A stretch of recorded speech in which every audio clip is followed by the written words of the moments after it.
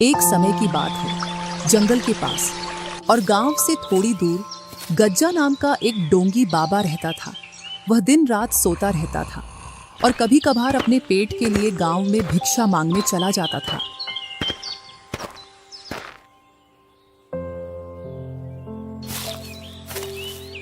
अरे, आज फिर से सूखी रोटी और दाल मिली है, जबकि गांव के कई घरों से पकवान की खुशबू आ रही थी।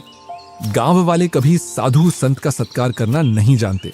ऐसे ही गुनगुनाते हुए गज्जा अपनी कोठरी के पास पहुंच जाता है। वहीं रूखी सूखी रोटी खाकर वह सो जाता है।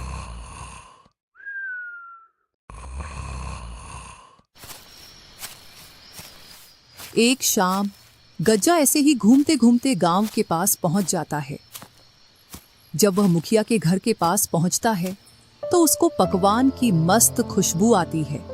आज तो मुखिया के घर में कुछ खास बन रहा है, जो इतनी मस्त खुशबू आ रही है। अगर इससे भोजन मांगूंगा तो यह मुझे वही सूखी रोटी पकड़ा देगी। क्यों ना थोड़ा इंतजार करूं। जैसे ही मुखिया की पत्नी रसोई घर से इधर उधर हुई तो कुछ पकवान लेकर अपने मुकाम पर पहुंच जाऊंगा। थोड़ी देर बाद मुखिया की पत्नी रसोई घर से बाहर चली जाती है। इस मौके का फायदा उठाकर गज्जा पकवान उठाकर ले आता है और अपनी कुटिया की ओर चल देता है। अपनी कुटिया में पहुंचकर मस्त खाना खाता है और बोलता है, जो चोरी के भोजन में स्वाद होता है वह किसी और भोजन में नहीं होता।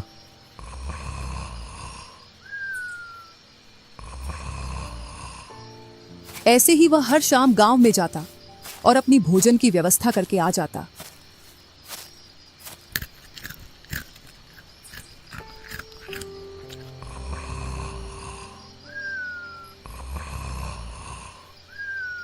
अब गज्जा का रोज का यही काम हो गया था। रोज रात में गांव में जाना, खाना चोरी करके लाना, अपनी कुटिया में लाकर खाना और दिन भर सोना।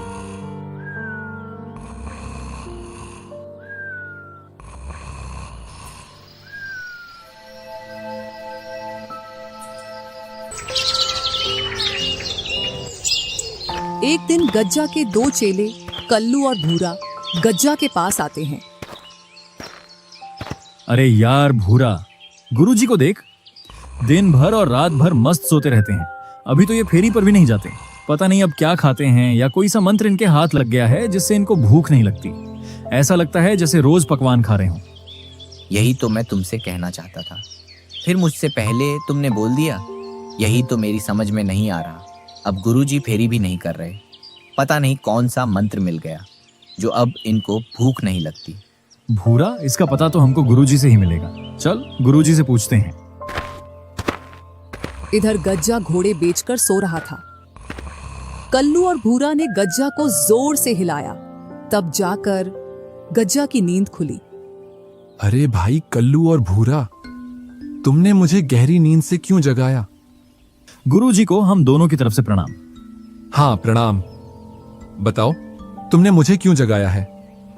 गुरुजी, एक बात बताओ, आप दिन भर सोते रहते हो और रात के समय में कोई भी गांव वाले घर से बाहर नहीं निकलते जिससे कि तुम भिक्षा मांग लाओ। गुरुजी, हम दोनों इसी बात को लेकर चिंतित हैं कि आप बिना खाए पिए इतना दिनों तक कैसे जीवित हैं। तो आप खाते क्या हो? हमारी समझ में ये बात नहीं आ रही है। तुम दोनों को तो पता है मैं कितना ध्यान में लीन रहता हूं। बस उसी का फल है कि मैं अब अपनी सिद्धि के द्वारा अपने शरीर पर कंट्रोल रख सकता हूं। यही कारण है कि अब मुझको दिव्य शक्तियां प्राप्त हो गई हैं और अब मुझको भूख भी नहीं लगती है। तुमको लगता है कि मैं सारे दिन सोता रहता हूं, जबकि मैं सोता नहीं हूं। जमीन पर लेटकर अपनी आंखें बंद करके ध्यान में लीन रहता हूं। माफ करना गुरुजी, हम तो आपके पास कुछ और ही सोच कर आए थे, पर आप तो और कुछ ही निकले। आप अपने ध्यान में लगे रहो। हमको तो ज्ञान प्राप्त हुआ नहीं, हमको तो अब मेहनत करके जीवन का गुजारा करना पड़ेगा। ठीक है मेरे शिष्यों, अब मेरा ध्यान में लीन होने का समय हो गया है। तुम जाओ और मुझे परमात्मा में लीन होने दो। भूरा और कल्लू वहां से चले जाते हैं। इधर गज्जा अपनी नींद में व्यस्त हो जाता है। अरे यार भूरा, तुझको गुरुजी की बातों में कितनी सच्चाई नजर आती है। कल्लू यार, हो सकता है गज्जा को ज्ञान प्राप्त हो गया हो। वैसे तो वर्षों से गुरुजी बना बैठा है, क्या पता उसने कोई सिद्धि प्राप्त कर ली हो। कुछ भी हो भूरा, लेकिन मुझको यह बात हजम नहीं हो रही है कि उस गज्जा को सिद्धि प्राप्त हो सकती है।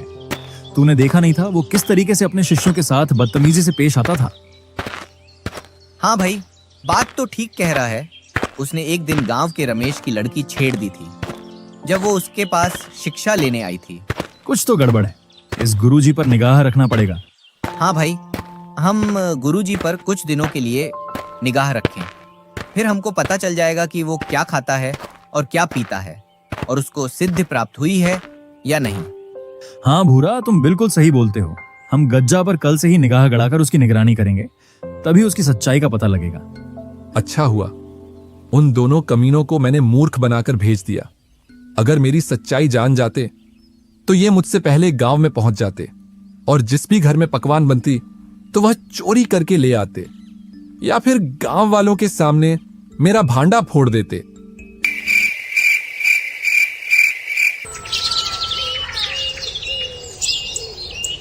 और सूरज की पहली किरण के साथ भूरा और कल्लू गज्जा गुरुजी पर निगरानी करने लगे। आज तो गांव में किसी के घर मालपुआ मिल जाए तो खाने में मजा ही आ जाएगा। बहुत दिनों से मालपुआ नहीं खाए।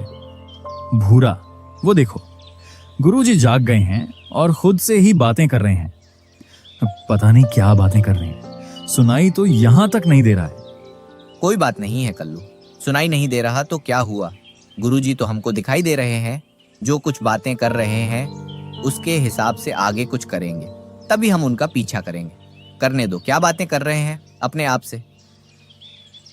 कल्लू और भूरा को सुबह से दोपहर हो जाती है।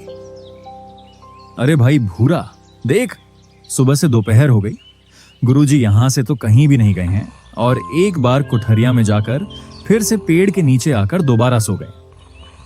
कल्लू, तू जाने की तो छोड़, एक बार से दूसरी बार वे खड़े भी नहीं हुए। मुझे लगता है उनको सिद्धि प्राप्त हो गई है। हम तो वे फजूल में उन पर शक कर रहे हैं। चल, यहाँ से चलते हैं। अरे भूरा सुन, मान खड़ा रहे, उसे कोई सिद्धि प्राप्त नहीं हुई है। वो तो सोया पड़ा है। जब आदमी ध्यान में होता है तो आदमी अपने बलबूते पर खड़ा होता है, पर यहाँ गुरुजी को देख, वो जमीन पर ऐसे पड़े हैं जैसे पानी में भैंस पड़ी हो। कुछ न कुछ अवश्य है। तू रात होने का इंतजार कर। ठीक है कल्लू भाई, तुम बोलते हो तो इंतजार कर लेता हूँ। जैसे ही रात होती है तो गज्जा खड़ा होकर गांव की ओर चल देता है। अरे कल्लू, वो देख, गुरुजी तो गांव की ओर जा रहे हैं। हाँ भूरा, चल, हम भी इनका पीछा करते हैं। भूरा और कल्लू चोरी छिपे गज्जा का पीछा करते हैं और गज्जा जैसे ही गांव में पहुंचता है तो चोरी छिपे घरों के आसपास घूमने लगता है। गुरुजी घर के आसपास क्यों घूम रहे हैं, मेरी तो कुछ भी समझ में नहीं आ रहा है। सब्र कर भूरा, सब्र कर, और देख गुरुजी क्या करते हैं। इस घर में से पकवान की खुशबू आ रही है। चलो जल्दी से इस घर से खाना ले आता हूं। अभी कोई भी नहीं दिख रहा है। कल्लू और भूरा ने थोड़ा इंतजार किया और गज्जा उस घर में से खाना चोरी करके अपनी कुठरिया की ओर चल देता है। वो देख, गुरुजी तो इस घर में से खाना चोरी करके लेकर जा रहे हैं। लगता है यही इनकी सिद्धि का राज है। इनको कोई सिद्धि नहीं मिली है, ये तो गांव में से खाना चोरी करके खाता है। चल कल्लू, क्यों ना हम गांव वालों को बता दें कि इनका खाना गज्जा चुरा कर ले जाता है। अरे भाई, पागल है क्या तू? कभी तो अपनी खोपड़ी का इस्तेमाल कर लिया कर। जरा सोच, गुरुजी तो बैठे बैठे खाना खा रहे हैं, पता नहीं कब से गांव वालों के पकवान खा रहे हैं। क्यों ना गुरुजी का खाना हम चुरा लें, जो वे चुरा कर लाते हैं। जब वह गांव से चुरा कर लाएंगे और अपनी कुटिया में उस खाना को रखकर नदी में पानी भरने जाएंगे, तब हम उनका खाना चुरा कर खा लेंगे। हाँ कल्लू, ये तो बहुत अच्छा आइडिया है। कल से तैयार रहना।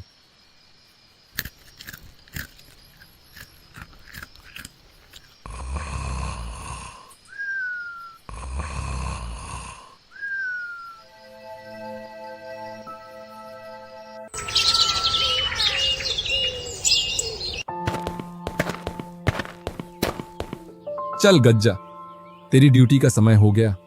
कल का भोजन तो बहुत ही स्वादिष्ट था। मालपुआ खाने का मन कर रहा था तो मालपुआ मिल गए थे। आज भी कुछ स्वादिष्ट खाना मिलेगा। चल गज्जा, चल।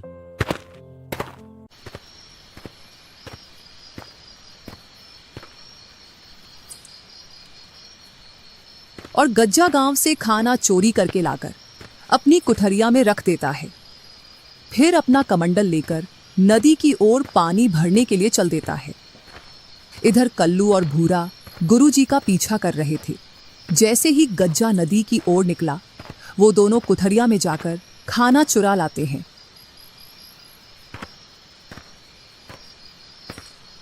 और दोनों जंगल में जाकर उस खाना को खाते हैं।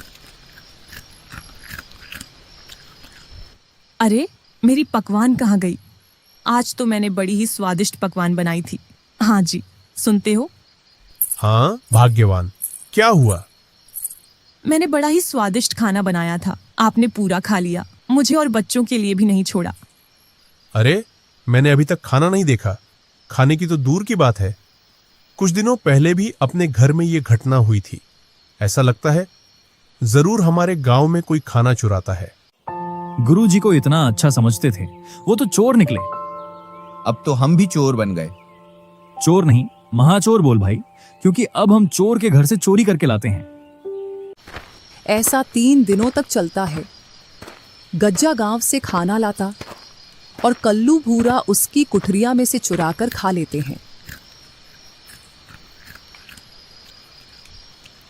3 दिन से भूखा मर रहा हूं। खाना लेकर आता हूं और कोई चुराकर मेरा खाना खा जाता है। आज ना, पहले मैं पानी लेकर आता हूं, इसके बाद खाना चुराने जाऊंगा। गज्जा आज पहले नदी से पानी लाता है। इसके बाद वह गांव में खाना चोरी करने के लिए जाता है और कुछ देर बाद खाना चोरी करके ले आता है और वह खाना खाकर मस्त सो जाता है।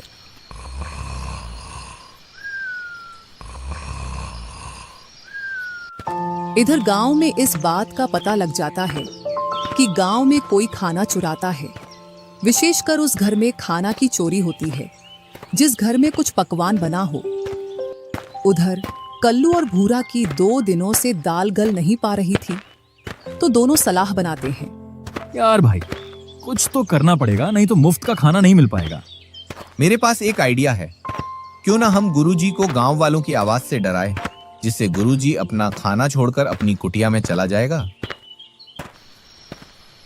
रोज रात की तरह गज्जा गांव से खाना लेकर आ रहा था तो कल्लू और भूरा उसका पीछा करते हुए कल्लू मुखिया की आवाज में बोला, अरे हरिया, तुमने उस खाना चोर को इसी रास्ते से जाते हुए देखा है ना? हाँ मालिक, खाने की खुशबू आ रही है। लगता है चोर यहीं कहीं आसपास है। इतना सुन गज्जा के रोंगटे खड़े हो गए। वह अपने मन में सोचता है, इस खाने को मैं इन झाड़ियों में छिपा देता हूं, जिससे यह मुखिया और उसका नौकर यहां से निकल जाए। गज्जा उस खाना को झाड़ियों में छिपाकर वहां से कुटिया की ओर चला जाता है। कल्लू, अपना आइडिया तो काम कर गया। ले भाई, जी भर के खाना खा। जल्दी खाना खाकर निकल चलो यहाँ से, नहीं तो गुरुजी आ जाएंगे।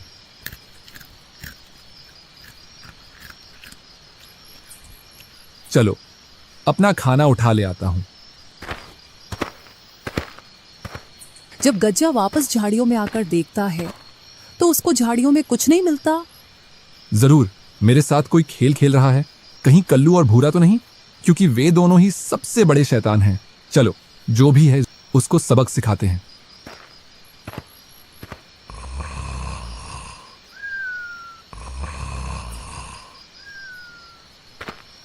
दूसरी रात जब गज्जा खाना चुरा कर आ रहा था, फिर से कल्लू और भूरा ने गांव वालों की आवाज निकालकर गुरुजी को डराया और गज्जा फिर से खाना को झाड़ियों में छिपाकर। चलो, उस पेड़ के पीछे छिपकर देखता हूं कौन मेरे खाना को चुराता है। थोड़ी देर बाद गज्जा देखता है तो उसका मुंह खुला का खुला रह जाता है और वह बोलता है, कल्लू और भूरा, मैं बताता हूं गुरु क्या होता है।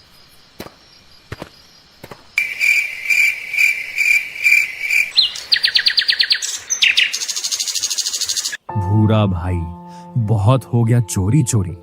चलकर कहीं काम धंधा देख लेते हैं। वो गज्जा गुरुजी अपन से 2 कदम आगे, कहीं फंसा न दे। अरे तू इतना ना डर, जब तक मैं तेरे साथ हूं तू मुफ्त का भोजन खा और मजे कर। रात हो जाती है। दोनों गुरुजी का इंतजार करते हैं। आज तो बहुत देर कर दी, अभी तक गांव की ओर नहीं गया। लगता है आज तो भूखा ही रहना ही पड़ेगा। वो नहीं जा रहे तो क्या हुआ, क्यों ना अपन जी चलें गांव में खाना चोरी करने के लिए। दोनों गांव की ओर चल देते हैं खाना चोरी करने के लिए। जैसे ही वह खाना चुरा कर लाते हैं तो गज्जा एक पेड़ पर चढ़कर बैठ जाता है। जैसे ही वह दोनों उस पेड़ के पास आते हैं तो गज्जा बोलता है, कौन हो तुम और मेरे रास्ते पर क्या कर रहे हो? हम तो अपने अपने घर जा रहे हैं, और तुम कौन होते हमसे पूछने वाले? यह जंगल मेरा है और मैं इस जंगल का भूत राजा हूं। इतना सुन दोनों के रोंगटे खड़े हो जाते हैं, क्योंकि गांव वालों के मुंह से उन्होंने ऐसी कहानियां सुन रखी थी जो जंगल में भूतों के बारे में थी। क्या सोच रहे हो? अगर तुम्हें अपनी जान प्यारी है तो तुम्हारे पास जो सामान है उसे यहीं रख दो। मैंने तुमसे सुबह बोला था, ये चोरी छपाटी छोड़कर अपना कुछ काम धंधा देख ले। ले, अब इस भूत से लड़ ले। मुझे क्या मालूम था आज ये आ जाएगा। इतने दिनों से तो कोई नहीं आ रहा था। अगर तुम दोनों मेरी बात मानोगे तो मैं तुम्हारी जान बख्श दूंगा, और अगर तुम ऐसे ही झगड़ा करोगे तो मैं तुम दोनों को यहीं मार दूंगा। जल्दी करो, तुम्हारे पास जो सामान है उसे यहीं छोड़कर भाग जाओ। कल्लू और भूरा डर के मारे वो भोजन उसी पेड़ के नीचे रखकर वहां से भाग जाते हैं। उन दोनों के वहां से भाग जाने के बाद गज्जा नीचे उतरकर खूब भोजन करता है और अपनी कुटिया में जाकर सो जाता है।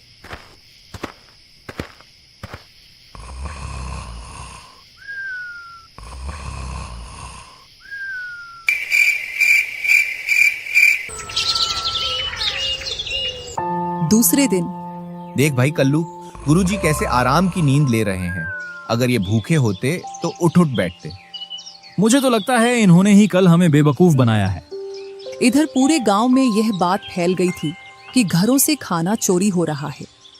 मुखिया जी, लगता है आप इस घटना को महत्व नहीं दे रहे हैं। हाँ मुखिया जी, कभी मेरे घर से खाना चोरी हो रहा है, कभी इसके घर से। कल को तो और भी बड़ी चोरी हो सकती है। जल्द ही इस समस्या का हल निकालिए। हल तो एक ही है, हम सबको मिलकर रात में अपने आसपास निगरानी रखना पड़ेगा, और साथ ही आज कोई भी व्यक्ति अपने घर में पकवान नहीं बनाएगा। पकवान सिर्फ आज रमेश के घर में बनेगा, तभी हम उन लोगों को पकड़ पाएंगे।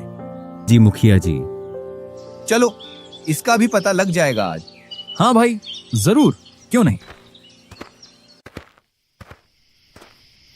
जैसे ही रात होती है तो वे दोनों अपने काम में लग जाते हैं। इधर कुछ गांव वाले उनको देख लेते हैं। अभी इनका कुछ भी नहीं करना, इनको तो उनके अड्डे पर जाकर पकड़ेंगे।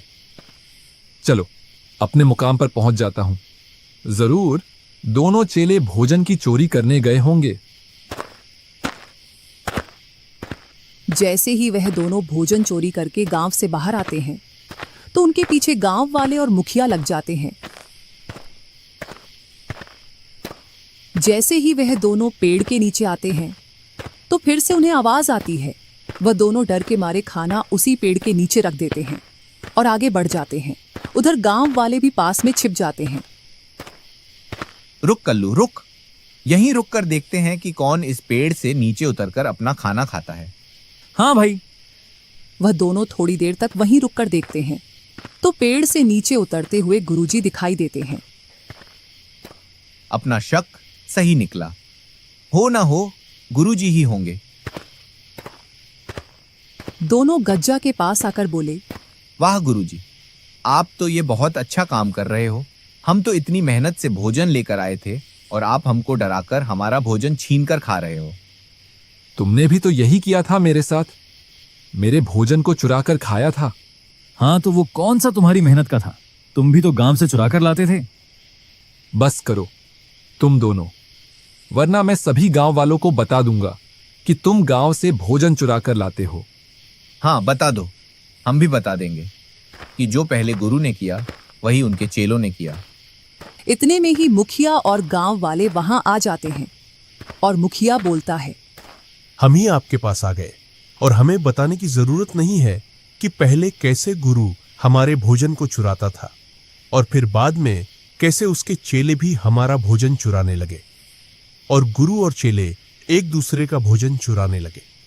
अरे, इतनी हेरा फेरी से कौन चोरी करता है? इसके लिए तो हमारे पास एक ही शब्द है, गुरु, चोर, चेला, महाचोर। चलो, तुम तीनों को सजा मिलेगी। पकड़ लो इनको और ले चलो गांव में, इन तीनों को।